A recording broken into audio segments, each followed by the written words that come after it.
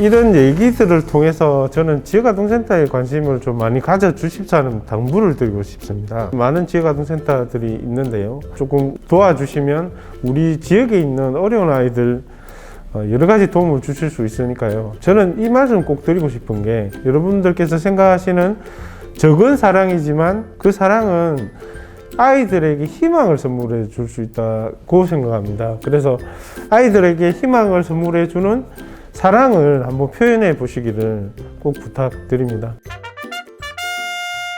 그 운영하시면서 가장 힘든 게 뭘까요?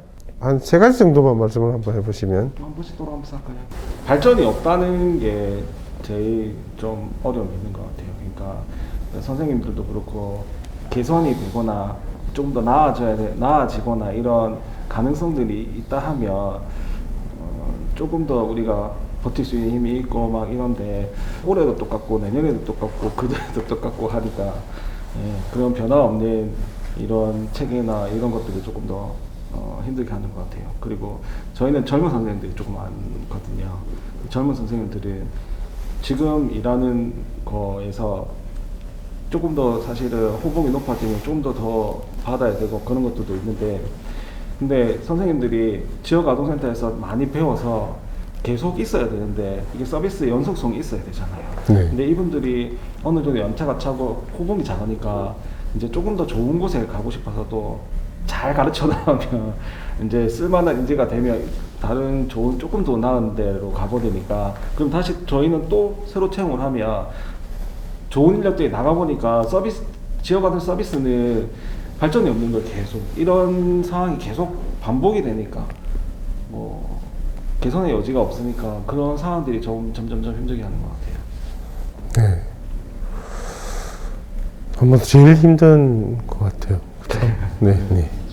이 애한테는 전문 선생님을 연계해서 애 상담을 계속적으로 치료를 하고 꾸준히 해야 되는데, 이렇게 할 수 없는 거, 개개인마다 애들한테 인력도 뭐 자원도 부족하고 인력도 부족하지만 29명이나 애들한테 개개인 특성이 있고, 또 이렇게 아픔이 있는 친구들한테는 개인적인 서비스를 다 해줘야 되잖아요. 그걸 할 수 없다는 거. 그렇게 이렇게 전문가를 양성해 놓으면은 좀 부족하니까 이직을 해버리고, 그러면 걔한테는 또 처음 우리 애 아동한테 주는 서비스를 또 처음에 선생님이 하셔야 되잖아요. 또 관심을 가지고 계속 얘기를 해야 되니까 연속성이 없으니까 빨리 곧 뭐 이렇게 치료가 되지도 않고 아픔을 빨리 또 떨쳐버릴 수도 없고, 이런 게 가장 제가 하니까 뭐 물론 인력이나 이런 거 다 힘들지만 이런 부분에서 제일 힘든 것 같아요. 지금 제가 제일 조금 힘들다고 생각하는 거는, 지역아동센터가 있는데 사실 학교 돌봄도 생기고 다학교 돌봄도 생기고 유사 돌봄들이 되게 많이 생기고, 네. 각 부처마다 이제 그 돌봄에 대한 서비스를 제공하는 시설들이 늘다 보니까 지역아동센터가 어디로 가야 될지 방향성도 사실 조금 어렵고, 그다음에 이거를 이런 여러 가지 있는 단체들과 경쟁을 해야 되는 건지, 아니면 지역아동센터가 어떻게 하면 살아남아야 되는 건지, 그리고 사실 그 아까 말씀하셨던 지역아동센터가 낙인감이 있기 때문에 50%에서 50, 그러니까 일반 아동을 늘리면 그런 낙인감이 줄어들긴 하잖아요. 네. 근데 사실 일반 아동을 받고 늘리다 보니까 네. 사실 그만큼 이제 저소득이나 이런 친구들 갈 데가 없어지는 거예요. 네. 사실 저희가 이런 얘기 하기가 그렇긴 하지만 사실 일반 아동을 받으면 저희는 편하긴 해요. 네. 왜냐하면 일반 아동들은 그 부모님들이 케어도 해주시고 여러 가지 해주시지만, 사실 저소득 친구나 이런 힘든 친구들이 오면 사실 저는 되게 많은 욕구를 갖고 있기 때문에 저는 힘들단 말이에요. 네. 그러면 지역아동센터는 사실은 일반 아동도 더 많이 갖고 싶어 하고 여러 가지 이유가 있겠지만, 그러면 이런 상황들 속에서 이 친구들은 원래는 티오가 있었는데 티오가 없으니까 저소득 친구들이나 이 친구들 갈 데가 없어지는 거예요. 네. 그러면 우리는 아동복지시설로 정말 남아야 되는지, 아니면 이 세대의 흐름에 따라서 돌봄시설로 그냥 전환해서 일반 아동처럼 낙인감 없이 이렇게 가야 되는지, 이런 혼란 속에 있어요. 저희 지금은 그런 부분은 정책적으로 되게 조금 고려해야 되는 상황이 아닌지 싶습니다. 네. 개인적인 말씀을 조금 드리면 아동복지시설로 계속 남아야 된다. 저는 그렇게 생각하고요. 그리고 또 말씀하신 게 이제 1년을 일하나 10년을 일하나 똑같다는 거죠. 거기에서 희망이 없다고 생각하는 거죠. 드리고 싶은 말씀이, 아이들은 지역아동센터 종사하시는 분들이 케어를 해요. 어느 정도. 그런데 지역아동센터에 종사하시는 분들은 누가 케어를 하느냐는 질문을 계속 하거든요. 저희의 개인적인 바람은 사회복지사나 사회복지시설에 근무하는 경력을 모두 개개인으로 관리가 될 수 있도록 등록을 하는 거죠. 국가에. 그러면 김태현 센터장님도 등록이 되어 있고 센터에 근무하시는 사회복지사분도 등록이 되어 있는데, 그러면 이사를 가게 되거나 다른 지역아동센터에 근무를 하게 되면 어디에 지역아동센터에 가더라도 제도적으로 장치가 지역아동센터 사회복지사로서의 역할을, 예를 들면 아이를 육아 문제 때문에 쉴 수도 있고, 그죠? 그러면 쉬었다고 해서 그 간에 노하우가 없어지는 게 아니거든요. 그렇기 때문에 개개인으로 등록해 하고 그걸 국가가 호봉 형태로 근무 경력에 따라서 급여가 지급될 수 있도록 이렇게 정책이 바꿔져야 된다. 내가 여기 지역아동센터에 목양 비전에서 5년간 근무했다. 근무하고 나와서 동성지역아동센터에서 3년간 근무하면 8년의 경력이 인정받고, 그래서 국가로부터 기존 급여 외에 보조금을 지원받는다든지, 예를 들면 그러면 8년 근무했기 때문에 근무하는 매월, 예를 들면 1년 근무하면 10만 원씩을 더 지원해주고, 그 본인 계좌로 직접 국가로부터 지원을 받도록 하면, 그러면 이 문제가 그냥 오히려 더 훨씬 더 쉽고, 많은 분들이 이런 복지 활동 내지는 복지시설에 일하고 싶어 하지 않을까요? 10년이 일한 나랑 이제 대학 졸업해서 들어온 새롭게 들어온 선생님이랑 임금비가 똑같다면, 예를 들어서 500만 원씩 드린다면 괜찮아요. 아주 좋겠죠. 그런데 똑같이 사회초년생이 받는 급여로 받는다면 이건 좀 형평성의 문제, 그리고 실질적으로 생활이 안 되는, 요즘은 생활임금이라고 했어요. 최저임금으로 계산보다 생활임금으로 계산해야 되거든요. 그렇게 좀 적용되어야 된다. 앞으로는 방향이 그렇게 좀 바뀌면 좋겠다 고 생각해요. 그래서 저도 그 부분에 대해서는 그렇게 정책이 좀 갈 수 있도록 노력해야 되겠다 이렇게 생각하고요. 또 힘드신 게, 준비를 하다 보면 이제 3년간의 기록을 이제 하다 보니까 3년 전에 이제 했던 게 또 생각이 또 안 날 수도 있고, 물론 이제 기록한 그건 있지만 또 평가를 조금 더 이제 좀 잘 받기 위해서는 그거를 또 보완해야 될 부분이 있거든요. 그러다 보니까 선생님들께서 서류 이런 부분이 조금은 이제 좀 작게 이제 됐으면 좋겠다는 생각을 합니다. 지역아동센터가 평가에 목숨을 걸게 되냐면, 네. 평가가 A, B, C, D 등급이 있고 넌패스가 있어요. 네. 넌패스가 되면 다시 2년간 자부담 취소 돌아가는 거예요. 넌패스가 되면. 그러니까 네. 이제 점수를 못 받으면, 그러니까 이제 지역아동센터에서는 그 3년에 있는 평가를 준비하기 위해서 사실은 저희도 현장에 있으면서 서류를 더 많이 봐야 되는, 어쩔 수 없이 아이들보다는 서류에 더 치우쳐야 되는 어떤 그런 딜레마가 있습니다. 그 평가 때문에. 그러면 그렇게 평가를 못 받으면 다시 자부담 2년간으로 돌아간다면 그 센터장님은 하실 거예요? 만약에 그런 경우가 오면. 패스가 안 되도록 노력을 시설은 아마 지금 만약에 현실적으로 고민을 하면, 진짜 현실적으로 하면 아마 시설은 아마 있을 것 같은데, 근데 그거를 2년간 운영하려 하면 이제 비용이 필요하니까, 저는 아마 다른 이제 일을 해서 비용을 벌어서 우리 선생님들은 아마 여기 그래도 있으면서 그래도 우리 아이들 케어할 수 있도록 그런 시스템을 만들어 갈 것 같아요. 만약에 그렇게 되면. 혼자 일을 해서 비용을 이제 하시겠다는 거죠.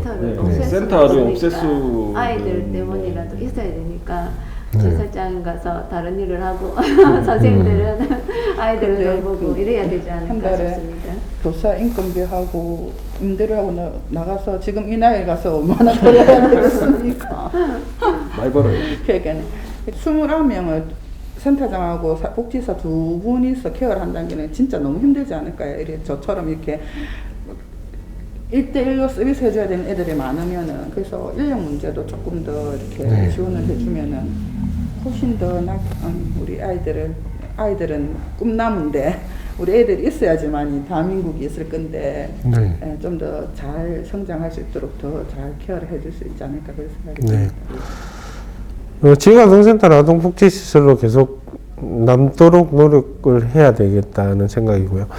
주위 분들께 후원금 영수증을 받을 수 있는 후원단체가 어디냐 물으면 지역아동센터로 후원을 하시라고 이렇게 말씀을 드려요. 그러면 지역아동센터에 후원을 할 수 있는 방법과 후원을 해서 세제 혜택의 범위나 이런 것을 조금 설명해 주면 좀 도움이 될 것 같아요. 만약에 후원을 하고 싶으시면 그 근처에 있는 지역아동센터로 바로 연락하는 그런 방법밖에 지금은 없으세요. 그러면 지역아동센터에 후원하려면 뭐 어떻게 매월 계좌에서 이렇게 이체하거나 그러니까 CMS나 이런 게 등록되어 있잖아요. 다 되어 있습니다. 그러면 가서 이렇게 작성만 하면 네. 계좌에서 이렇게 인출하거나 카드도 되고 뭐 이렇게 카드는 안 되고, 안 되고 방금 말씀하신 통장에서만 인출이 되나요? 저희가 그 종합복지관이나 초록우산이나 똑같은 시스템으로 해서 똑같은 혜택을 받으실 수 있고, 네. 그다음에 CMS나 뭐 이제 자동이체나 이런 거 계좌 이체. 다 시스템은 다 갖춰져 있습니다. 네네. 예를 들어서 개인의 후원도 있을 수 있고 기업에서 후원도 하실 수 있을 거 아니에요? 네네. 그래도 마찬가지로 다 세제 혜택을 똑같이 다 똑같이 받습니다. 받는다는 거죠. 연 소득의 15%가 그 소득 공제가 되고 세제 혜택이 되는 겁니다. 예. 네. 사회복지시설이기 때문에. 사회복지시설이기 때문에 그러면 지역아동센터 어디라도 연락을 하면 네네. 되는 거죠. 네. 표번호나 뭐 이런 게 있거나 대표번호는 없고 저희가 이제 근처에 있는 동네에 있는 지역아동센터가 어디 있는지 찾고 싶으시면 네. 이제 홈페이지에 들어가셔가지고 지역아동센터 중앙지원단이라고 검색을 하시거나 아니면 아동권리보장원이라고 검색을 하시면 그 사이트에 들어가시면 그 자기가 살고 있는 동을 치면 그 옆에 있는 지역아동센터가 어디 있는지 주소나 연락처들이 쫙 다 떼게 시스템이 갖춰져 있습니다. 그러면 거기 연락을 하셔서 현장 방문해서 이렇게 기록하고 해야 대부분 되나요? 현장을 방문하셔서 네. 그러니까 저희가 아까 말씀한 CMS나 이런 걸 하려면 본인 사인이나 개인정보 동의서로 네. 작성을 하셔야 되고 여러 가지 하셔야 되는 작업이 있기 때문에 네. 방문하셔서 하셔야 됩니다. 네. 기부금은 어디에 사용해달라고 이제 본인 또, 직접 또 얘기를 하시는 분들이 있거든요. 꼭 아동의 1대1로 뭐 결혼해서 사용해달라, 안 그러면 아이들 프로그램비로 사용해달라, 이런 게 이제 기부자님들께서 직접 얘기를 해주시면 거기에 용도에 맞게끔 저희들이 또 영수증을 하고. 지역아동센터에 봉사하고자 하시는 분들이 많이 간혹 계시던데 봉사하시고자 하는 분들이 이런 경우 저한테 물으면 제가 정기적이냐 정기적이지 않느냐를 먼저, 기간은 얼마냐, 예를 들면 6개월, 1년 이게 가능하냐, 한 달 뭐 이렇게, 물론 그 손길도 굉장히 중요하지만 아이들한테 예를 들어서 뭐 이렇게 자기 재능을 뭐 영어나 음악을 뭐 좀 가르치고 싶다, 한 달 해보고 뭐 이렇게 얘기를 하시거든요. 그러면 저는 하지 말라고 그래요. 네. 하려고 한 그 딱 시간과 했던 처음에 수요일 몇 시에 하기로 했는데 그날 내가 바빠서 오늘 못 갑니다, 이럴 것 같으면 하지 말라고. 제가 그런 얘기를 하거든요, 주위 분들에게. 그게 적당한 거 한가요? 네, 그럼요. 예. 네. 이제 와주시는 건 되게 감사한데 저희도 이제 일정이 있고 시스템 아이들이 그 말씀하신 대로 음악을 가르치러 오신다 하면 그 시간대에는 아이들이 비어 있거든요. 네. 이제 기다리시죠. 네. 그리고 어느 정도 선에서부터 어느 정도까지 오신다고 이제 약정을 해주시면 저희가 그 시간 동안 아이들이 이제 프로그램을 할 수 있게끔 이제 해주시는데, 사실 자원봉사 하시는 분들이 대부분은 잘 해주시지만 이제 아무래도 자원봉사이기 때문에 이제 자기의 이제 개인적인 사정에 의해서 못 오신다 하시는 분들이 되게 조금 많으시거든요. 그러면 센터도 힘들고 아이도 힘들고 그런 경우가 많이 발생합니다. 잘못 배울 수 있다고 생각해요. 왜냐하면 약속을 어겨도 된다고 생각할 수 있어요. 네. 그런 원칙을 아이들한테는 가르쳐 줘야 돼요. 약속은 꼭 지켜야 되고, 그렇게 약속을 한 것에 대해서는 만약에 책임을 져주는, 만약 그런 경우가 혹시라도 생겼다면 아이들에게라도 사과할 줄 알고, 사과할 줄 알아야 돼요.